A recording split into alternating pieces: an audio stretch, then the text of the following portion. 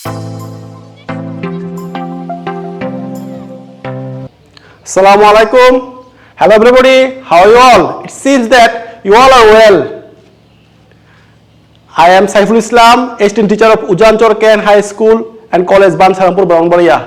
I welcome you all to our online class session.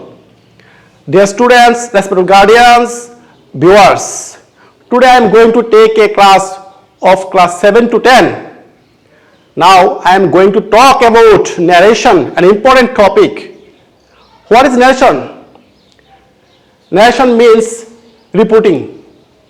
In English, as in our mother tongue, we need to report or narrate messages, speeches, comments, requests, etc. of a person to others.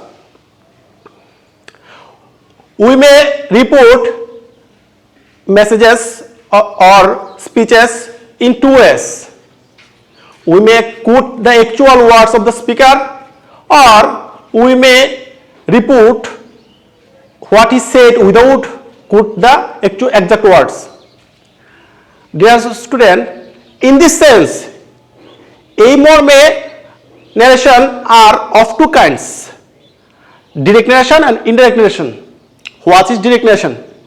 When a speech is quoted the actual words of the speaker or actual words used by the speaker, it is called direct narration.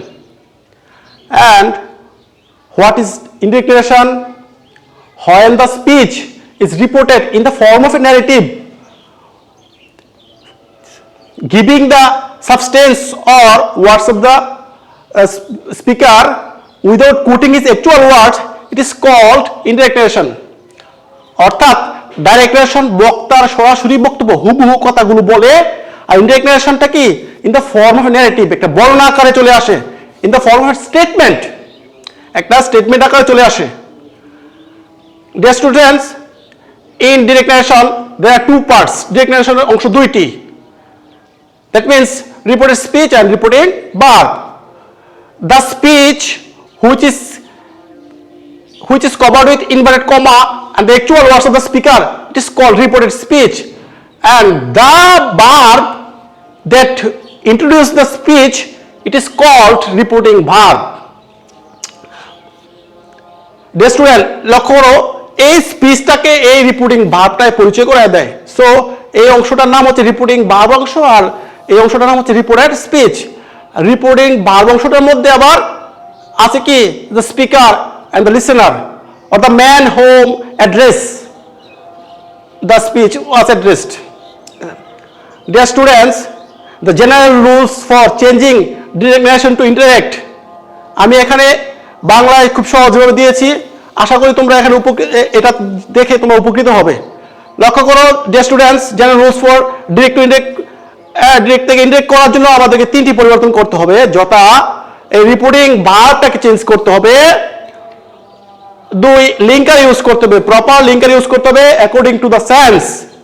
Proper reporting verb ব্যবহার করতে এটাও according to the sense, and then the reported speech or speech change. এই পুরো স্পিচটা change হয়েছে এখানে, speech change.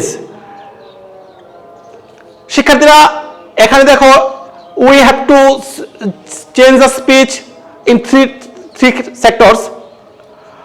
আবার আমাদেরকে স্পিচের ক্ষেত্রে তিনটি পরিবর্তন করতে হবে, যথা person change, verb change, word change. শিক্ষার্থীরা লক্ষ্য করো আমি নিয়মটা কি দিয়েছি, রিপোর্টিং ভার্ব চেঞ্জ করতে হবে, লিঙ্কার ইউজ করতে হবে, স্পিচ চেঞ্জ করতে হবে। আবার স্পিচের ভিতরে তিনটি পরিবর্তন করতে হবে, person change, verb change, word change. অর্থাৎ আমের ভিতর বড়া, বড়ার ভিতর আলী, এই হলো আমাদের আম্বর আলী। শিক্ষার্থীরা এটা মনে রাখবে, তাহলে তোমার পরিবর্তনগুলো তোমার খুব সহজে মনে থাকবে। আসো এই যে পরিবর্তনটা, পুরো পরিবর্তনটার এক নজরে আমরা একটা আলোচনা করি। দেখো বাক্যের ধরন যদি অ্যাসার্টিভ সেন্টেন্স হয়, সেক্ষেত্রে সে টু এর পরিবর্তে আমরা রিপোর্টিং ভার্ব বসাবো টোল্ড, এবং লিঙ্কার প্রয়োগ করব দ্যাট। এবং স্পিচে যে ধরনের পরিবর্তন আসবে, স্পিচে তিন ধরনের পরিবর্তন আসবে, person change, verb change, word change যদি থাকে সেক্ষেত্রে।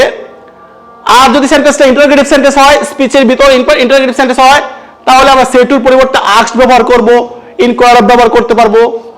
এবং এটা যোগ করার জন্য লিঙ্কার হিসেবে বার দিয়ে যদি শুরু হয় স্পিচটা, সেক্ষেত্রে ইফ ব্যবহার করব অথবা হোয়েদার ব্যবহার করব। আর যদি ডব্লিউএস ওয়ার্ড দিয়ে শুরু হয় তাহলে আমরা লিঙ্কার হিসেবে ডব্লিউএস ওয়ার্ড ব্যবহার করব। এবং উপরোক্ত তিনটি পরিবর্তন থাকবে। পাশাপাশি স্পিচের মধ্যে সেন্টেন্সটি স্টেটমেন্ট আকারে আসবে, অ্যাসার্টিভ হয়ে যাবে। এবং ইম্পারেটিভ সেন্টেন্সের ক্ষেত্রে যদি আদেশ বোঝায় তাহলে অর্ডার ব্যবহার করব, নিষেধ বোঝালে ফরবিড ব্যবহার করব, অনুরোধ বোঝালে রিকোয়েস্ট ব্যবহার করব, উপদেশ বোঝালে অ্যাডভাইস ব্যবহার করব। এবং লিঙ্কার হিসেবে থাকবে টু, আমরা টু যোগ করে ভার্বের সাথে ইনফিনিটিভ বানিয়ে ফেলবো। প্রয়োজন মতো পার্সন ভার্ব চেঞ্জ লাগতে পারে। এবং ইম্পারেটিভের আরেকটা প্রকারভেদ আছে লেট যুক্ত ইম্পারেটিভ সেন্টেন্স। সেক্ষেত্রে লেটের পর আস থাকলে প্রস্তাব বোঝায়, আর প্রস্তাব বোঝালে প্রপোজড বা সাজেস্টেড হবে রিপোর্টিং ভার্ব। এবং লিঙ্কার হিসেবে দ্যাট থাকবে, তৎপরবর্তীতে সাবজেক্ট প্লাস শুড প্লাস ভার্বের প্রেজেন্ট রূপ বসিয়ে বাকি অংশ বসাতে হবে। লেটের পর অন্য কিছু থাকলে, আসনে থেকে অন্য কিছু থাকলে অর্থাৎ বোঝা না গেলে সেক্ষেত্রে টোল্ড বা আস্কড ব্যবহার করব, দ্যাট ব্যবহার করব। এবং স্পিচের ক্ষেত্রে সাবজেক্ট প্লাস মাইট বা might be allowed to plus ভার্বের প্রেজেন্ট রূপ বসিয়ে বাকি অংশ বসাবো। অপারেটিভ সেন্টেন্সের ক্ষেত্রে যদি স্পিচটা অপারেটিভ সেন্টেন্স হয় সেক্ষেত্রে উইশড, প্রেড, হুপড এগুলো যে কোনো একটা ব্যবহার করতে পারবো। এবং লিঙ্কারের জন্য দ্যাট ব্যবহার করব এবং সাবজেক্ট প্লাস মাইট প্লাস ভার্বের ওয়ান ব্যবহার করে আমরা কাজটি করব স্পিচের ক্ষেত্রে। এক্সক্লেমেটরি সেন্টেন্সের ক্ষেত্রে যদি স্পিচটা এক্সক্লেমেটরি সেন্টেন্স থাকে আমরা স্পিচ পরিবর্তন সময় যা করতে হবে এক্সক্লেমড উইথ জয়, সরু, ওন্ডার এগুলো ব্যবহার রিপিটিং ভার্ব ব্যবহার করব। অর্থাৎ যদি আনন্দ প্রকাশ করে তাহলে এক্সক্লেমড উইথ জয়, দুঃখ প্রকাশ করলে এক্সক্লেমড উইথ সরু, এবং বিস্ময় প্রকাশ করা হলে এক্সক্লেমড উইথ ওন্ডার। লিঙ্কার প্রয়োগ করব দ্যাট। এবং প্রয়োজন মতো উপরোক্ত তিনটি পরিবর্তন person change, verb change, word change, সেক্ষেত্রে সেন্টেন্সটি অ্যাসার্টিভ বা স্টেটমেন্টে চলে যাবে। এবার আসো শিক্ষার্থীরা, আমাদের স্পিচে যে ধরনের পরিবর্তনগুলো হয় কিভাবে হয় আমরা একটু এক নজরে দেখিনি। স্পিচের তিন ধরনের পরিবর্তন হয়, একটু আগে বলছি আমের ভিতরে বড়া, বড়ার ভিতরে আলী। অর্থাৎ এই স্পিচটার ভিতরে তিনটা পরিবর্তন। একটা হচ্ছে person change. Person change, indirect speech should correspond to the person of the pronouns or verbs according to the person or pronouns of the direct speech or individual. দেখো স্টুডেন্ট, আমি এখানে লিখেছি কি 1 2 3 as you and so on, 1 2 3 as you and so on। তোমরা এটা দিয়ে তোমরা এই পার্সনটা মনে রাখবে। আমি আবারও লিখছি, তোমরা খেয়াল করো 1 2 3 1 2 3 as you and, অর্থাৎ এটা দিয়ে কি বোঝালো, ওয়ানের সাথে এস মানে ফার্স্ট পারসন সাবজেক্ট অনুসারে পরিবর্তিত হবে। অর্থাৎ ফার্স্ট পারসন সাবজেক্টের পারসন এবং সেকেন্ড পারসন অবজেক্ট অনুসারে পরিবর্তিত হবে। অর্থাৎ সেকেন্ড পারসন অবজেক্টের পারসন, অবজেক্ট বলতে এখানে রিপোর্টিং ভার্বের অবজেক্ট অর্থাৎ লিসেনার, সাবজেক্ট বলতে এখানে রিপোর্টিং ভার্বের সাবজেক্ট অর্থাৎ স্পিকার, স্পিকার অনুসারে পরিবর্তিত হবে। থার্ড পারসন নো চেঞ্জ, এই হচ্ছে পারসন পরিবর্তন। শিক্ষার্থী বন্ধুরা, নেক্সট ভার্ব চেঞ্জ বা টেন্স চেঞ্জ। ডিয়ার স্টুডেন্টস, যদি রিপোর্টিং ভার্বটা প্রেজেন্ট বা ফিউচারে থাকে সেক্ষেত্রে আমাকে রিপোর্টেড স্পিচের যে কোনো টেন্স থাকুক সেটা অপরিবর্তনীয় থাকবে, it is not change at all.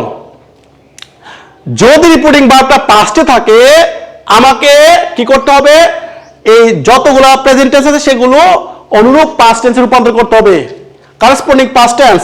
যদি প্রেজেন্ট ইনডিফিনিট থাকে তাহলে পাস্ট ইনডিফিনিট, প্রেজেন্ট কন্টিনিউয়াস থাকলে পাস্ট কন্টিনিউয়াস, এবং present perfect past indefinite past perfect থাকলে সেটা পাস্ট পারফেক্ট টেন্সে রূপান্তরিত হবে। এবং present perfect continuous, past continuous, past perfect continuous, past perfect কন্টিনিউয়াসে রূপান্তরিত হবে। এবং শেল থাকলে শুড, উইল থাকলে উড, মে থাকলে মাইট, ক্যান থাকলে কোড, এবং মাস্ট থাকলে হ্যাড টু তে পরিবর্তিত হবে। অর্থাৎ ফিউচার টেন্স গুলো এরকম রূপান্তরিত হবে। শিক্ষার্থীরা খেয়াল করো, এখানে আরেকটা নিয়ম আছে, যদি রিপোর্ট স্পিচটি যদি চিরন্তন সত্য বাক্য হয় তাহলে ইন্টারেক্ট করার সময় তার ভিতরকার টেন্স অপরিবর্তন থাকে, অর্থাৎ ভার্ব অপরিবর্তনীয় থাকে। এরপর আসো ওয়ার্ড চেঞ্জ।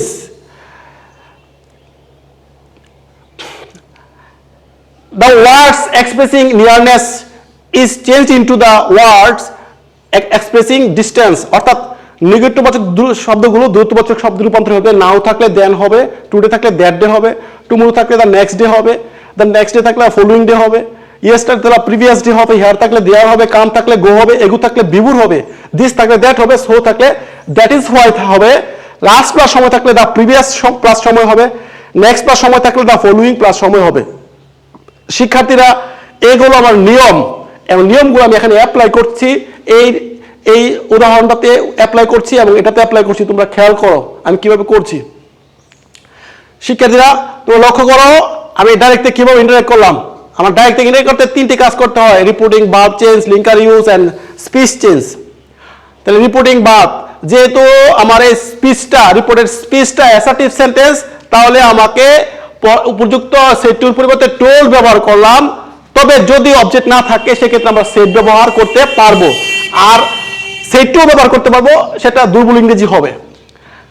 তারপরে এই স্পিচটাকে রিপোর্টিং ভার্বের সাথে সংযুক্ত করার জন্য আমরা স্পিচের আগে প্রপার কনজাংশন দ্যাট ব্যবহার করব, অর্থাৎ এটা হবে আমার লিঙ্কার।